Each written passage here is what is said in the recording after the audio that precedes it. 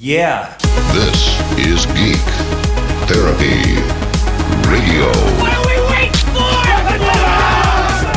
And now your mental curator, Johnny Hamburger. I have a confession to make. I do not hate The Big Bang Theory TV show. I used to think that I hated it, but after watching it for the past year or two, just in passing, I came to the realization that I, in fact, would go as far as to say that I like The Big Bang Theory. Just leave a moment for you, the concerning geek, the distinguished geeks out there to the blowback, to say, what? How could you like Big Bang Theory? It's so stupid. They get everything wrong. Everything's so wrong. Blah, blah, blah, blah, blah, blah, blah, blah. You know what? I figured it out. I figured out why Big Bang Theory works and why so many people liked it. I don't know when the last episode is. Has it already happened? Is the show over? I think it was sometime soon. But I figured out why it's likable and why I like it, and why it's kind of a guilty pleasure, and why it doesn't necessarily need to be a guilty pleasure. Why you shouldn't be ashamed to say that you like Big Bang Theory.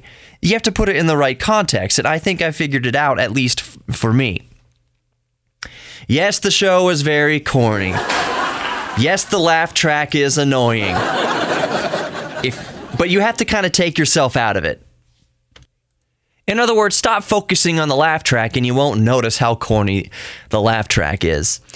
But Big Bang Theory, my realization is that Big Bang Theory is like bubblegum, but not just boring bubblegum. It has some textures and some unique flavors to it. So on the surface, and I pointed this out to Sarah a year ago or so, I said, have you ever noticed how colorful the show is?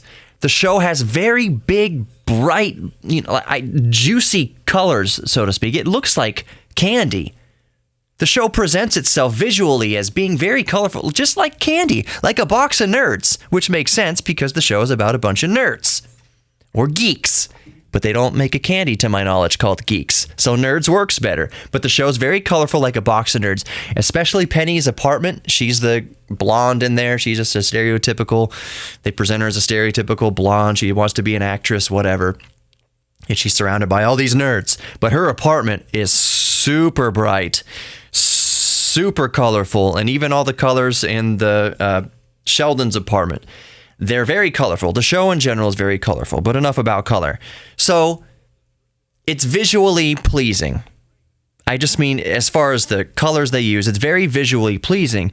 And then their banter, each character, the character development, I'll say, is, even though it's very stereotypical, it is done quite well. If you watch enough episodes to become semi-interested in the story arc in character development of each character, it is quite well done. There is a little bit of background to each character that they develop through the show, and sooner or later, if you watch several episodes, you wind up enjoying it.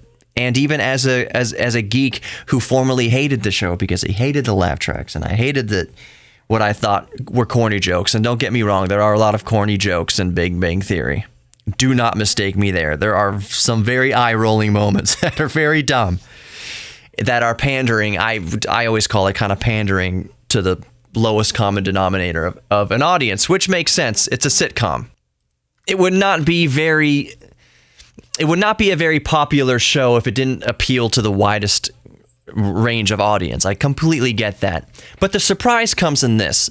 And I would say if you're a discerning geek like I am, or even more discerning than me, the more you think you hate Big Bang Theory is the more reason I think that you should actually sit through a few episodes of it. Because I think what you'll find, like me, is that the writing is pretty clever scientifically. Try as you might to kind of pick holes in what they're saying, depending on your field of expertise, it seems at least airtight to me. Pretty airtight. There are some things that are kind of fanciful, but for the most part, the scientific lingo in their descriptions and discussions about scientific things are to my knowledge, fairly accurate. Having a very basic knowledge of a wide range of scientific fields, like I do, and I don't mean that as like, oh, well, like me, I know the science. No, it's a 6th grade level of scientific understanding. Just a basic concept of 6th grade earth science, basically. Basic astronomy, basic things that we all learned throughout elementary school and high school. Not anything college level, but I'm just saying, if you have even a little bit of a grasp on the physical universe, what they talk about in the Big Bang Theory and theories they bring up and discussions they bring up, it holds water. It's scientifically valid. Absolutely scientifically valid. And it goes even further to and granted, this goes towards kind of stereotypical characters, but their analysis and discussion of pop culture geekdom, so Star Wars and Star Trek and even obscure things. If you're a really deep fan of Star Trek or any variation of Star Trek, Deep Space Nine, Next Generation, Voyager, anything like that, they'll make references to some deeper things of Star Trek geekdom, for instance, that are quite remarkable. That'll kind of take you aback after you watch enough episodes. Wow, they actually pretty much pinpointed and turned it into a joke that was actually semi-funny. I do not laugh at every joke. It is very rare that I even let out, an amused snort out of my nose. But it is enjoyable nonetheless. And I was one of those people who vehemently hated Big Bang Theory. I hated the entire concept of it. Every time I watched for 5 seconds at a time to give it a shot, it was some corny, stupid joke.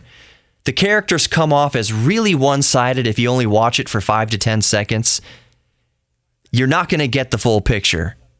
And especially if you try to poo-poo it because you think you hate it or you do actually hate it.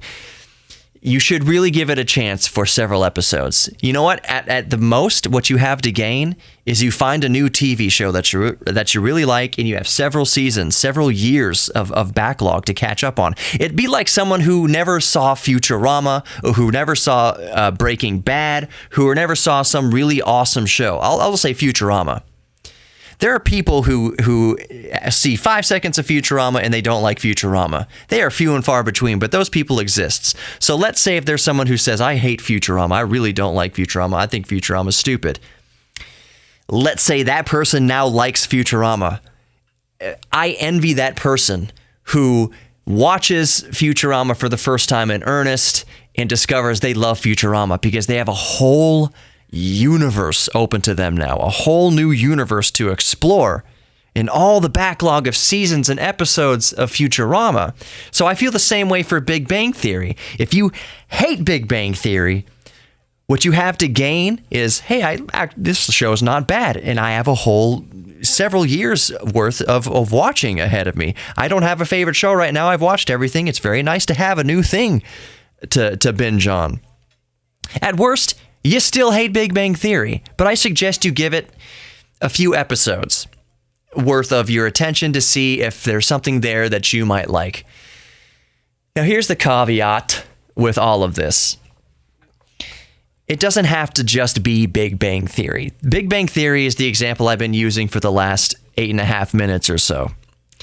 But it could be any hobby that you gave a chance and you hate it. Maybe it pops back up in your head that there's something there that semi-interests you now. Maybe you've grown older, a little wiser, or what have you, and you feel this little spark of inspiration to give this hobby another try. But then you think back at all the years that, well, I hated that hobby. Why would I try that hobby if I hated it? So it's interesting that now I'm semi-interested in it. Maybe go back and look into it. Put some more earnest time into whatever hobby has sparked your interest for some reason. I'll use old computers for an example. When 1995 came and went, and late 90s PCs came and went, early 90s PCs came and went, we all thought, what junk? No one's going to want this anymore. This is slow and stupid and crap. New technology is so much better, which it is, of course. But why would anybody want anything to do with old computers or tinkering around in a BASIC or anything like that on an old Commodore? Yet, 20, 30 years later, maybe I'd like to go give it a try again. And you find out that, wow, these things are pretty neat. It's pretty ahead of its time, really, what they were doing back with this. And you find a hobby that you may have one time given a try that you didn't like. Maybe you might like it again. I used to hate role-playing games, video games. I used to hate Final Fantasy. I used to hate Fire Emblem and things like that. Fire Emblem is not, well, I guess it's kind of role-playing. It's a different layout. But I'll leave the Final Fantasy. I used to hate Final Fantasy because my friend John Robertson would I'd go over to his house to essentially just watch him play. It wasn't a two-player game. Not much fun for me. But later in life, I grew older and I said to myself, that role-playing games actually looks kind of fascinating. I got into it. Freaking love Final Fantasy.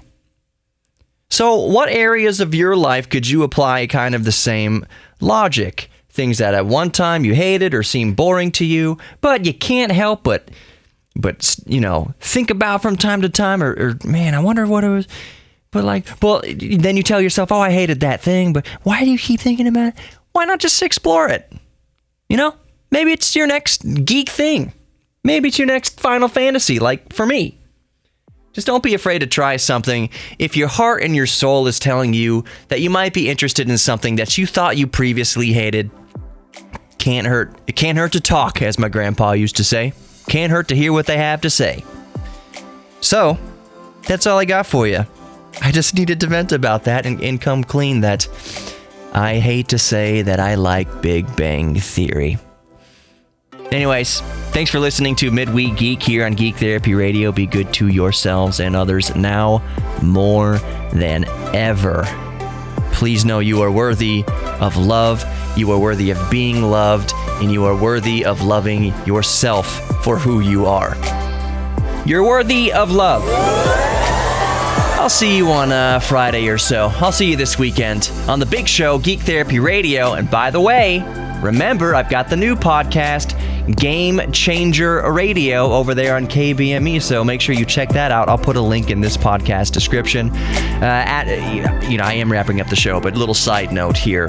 Game Changer Radio is going to take a couple months or so to really start taking off. That's just the nature of these things. Before the algorithms pick it up, before the RSS feeds start picking it up, and before it gets put on Google Podcasts and iHeartRadio and in iTunes and all that kind of stuff. It's going to take a few weeks to get some traction, but it will get some traction. Just letting you know, in the meantime, I'll send you directly to it with the link below.